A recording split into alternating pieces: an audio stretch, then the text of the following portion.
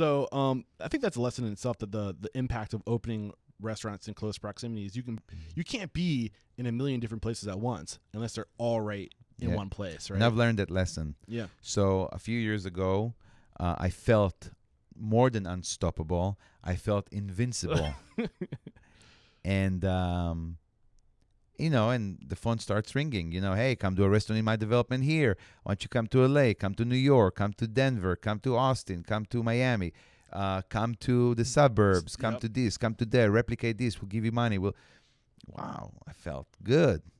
And there was this building in Clayton. Clayton is this business center of St. Louis. It's one of the most affluent communities in St. Louis. It's where all the lawyers have their offices and all the, it's a business. It's the county seat. And there was this nice apartment building, this luxury apartment building that had a super cool lobby on the second floor that was overlooking a park. And it was beautiful, man. And it had a curse. And everybody told me, hey, Ben, this building has a curse. All the restaurants that opened there closed within 2 years. And I'm like, fuck that. I can do that. I've done fucking Olio right here in McCreetown. And I hired this great architect and negotiated an incredible deal. And collectively, this restaurant was like over $1 million. Wow. And I was so obsessive about what I picked for there. Was this Parigi? Parigi, thank you. Yeah. Okay, keep going, sorry. And brought in one earlier mentor of mine, a chef by the name of Ramon Coffey, who is an African-American, incredible story, and brought him to chef at my restaurant, hired a manager who was a F&B director at some fancy hotel in Chicago, brought her down, really, really thought that this was my breakthrough. This is where I'm making money. This is where I'm like tripling and quadrupling my net worth. This is where my restaurant is going to be this famous, and built it to look like it was on the Italian Riviera because it was all a temple to Marcello Mastroianni. Hired this artist to do these murals like the Sistine Chapel on the ceiling, with pictures of Marcello and like fashion and art. And the place was gorgeous in my opinion. Opened up on a good note. We're really busy, and then just died. What happened? I don't know. A million things happened, but I can't really point at one thing in specific. I mean, I could tell you that the parking was kind of an issue.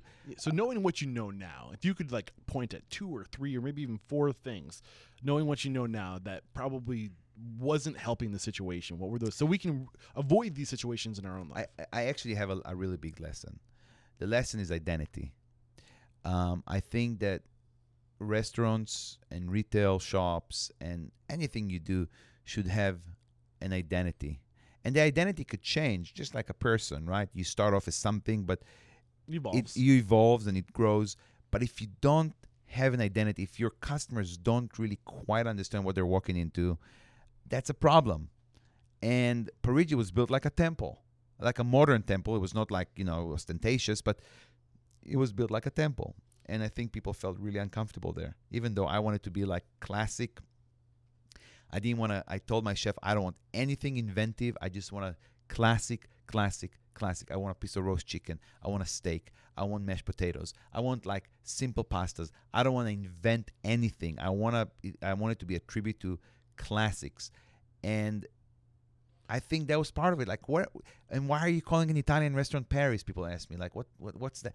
It just lacked identity. People didn't quite know what to do there. And then I said, I wanted breakfast, and I want lunch, and I want, the restaurant didn't really know what it was. It didn't really know what it was, and I didn't spend as much time there as I should have been. And I think like attracts like, right? And if you don't know who you are, how are other people going to be able to identify with that restaurant? Right. Like, where this restaurant is who I am. And I think I panicked like 6 months in where I wasn't hitting numbers, and I start changing stuff. And you really should stay the course. Consistency. Now you don't have consistency. You really should stay the course and give it time. Give time. How much time did the life of this restaurant go? 3 years. 3 years. Which is a long time. Yeah.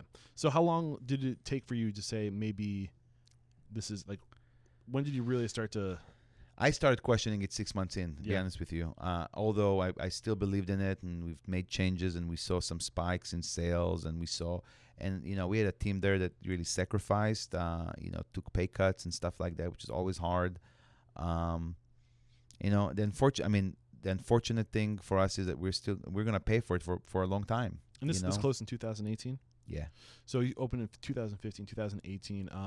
Is this building still in your family of restaurants? Have you redefined it? No. We were able to walk away from it and walk away from our lease. So, I think you kind of identified the big lesson there is identity. Parking was another thing. Any other Parking now, really. Identity really is the biggest thing, and staying the course and making sure that it's consistent.